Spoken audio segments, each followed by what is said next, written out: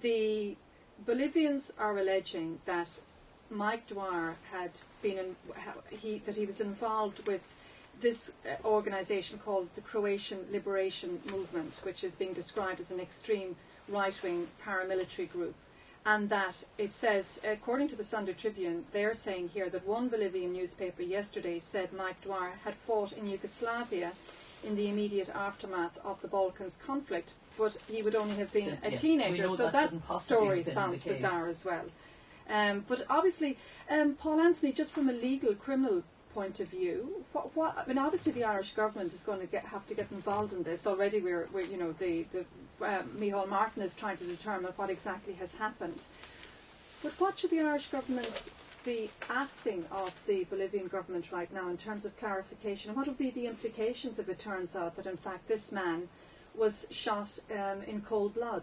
Well, I think the story reminds us all that certainly when you get outside of Europe, your rights sometimes could be very limited.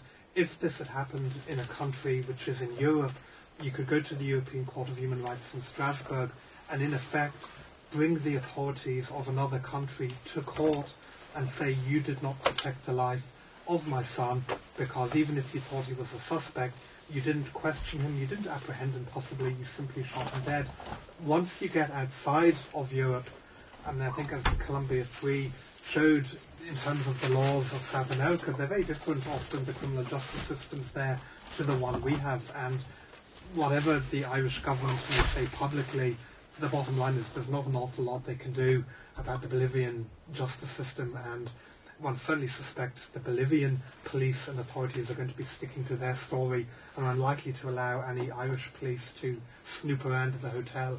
Yes. And to take photos and work out exactly what happened. Yes. There's only going to be one story here, and that's the official Bolivian one. And we may never get to the bottom of what exactly happened to this young man and what he was doing there in the first place. No, and perhaps most grisly of all is the fact that they left the bodies in the hotel for 16 hours and then drove them away in the back of a pickup truck in black bin liners with all of the world's media following with photographs. So it certainly suggests, as far as the Bolivian authorities were concerned, this was to send a message to Bolivians to say, if you try to attack the authorities here, you'll end up in the back of a pickup truck in a black bin liner. And they claim, and this is coming through in some of the other reports as well, in some of the other newspapers this morning, they're claiming that they have evidence to show that he was engaged in some sort of an assassination plot to kill the president, but then they're also claiming he was involved in other assassination attempts as well. I was going to say, the Bolivian authorities have said a lot. They've also said that Mr. Dwyer and his group, which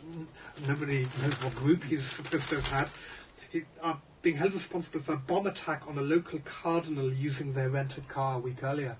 So that seems even more unlikely than him fighting in Croatia during the Balkan Wars.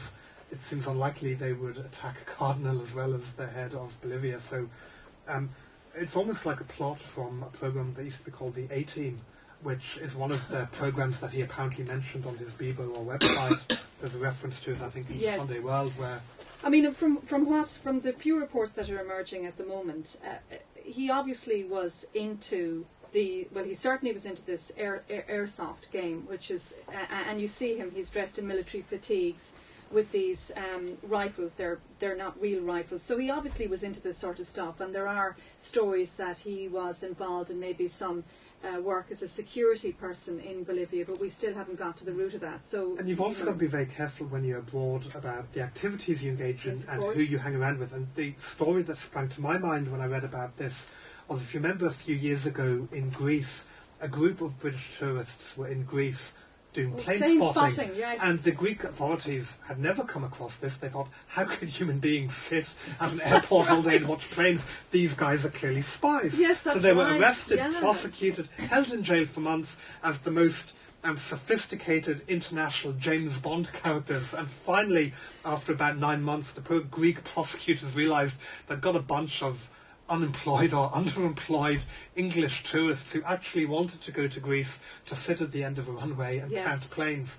And that shows how what you may think is a pastime in Ireland, such as using play guns or getting involved in this, if you go to another country and you hang around with the wrong people, the local authorities may take a much more sinister view of the conduct you're engaged in. So it may well be the case he thought, he was living out some sort of mercenary fantasy, Yes, whereas from the point of yes. view of the Bolivian authorities, he's in a hotel hanging out with some dangerous people and unfortunately has got caught up in something very nasty.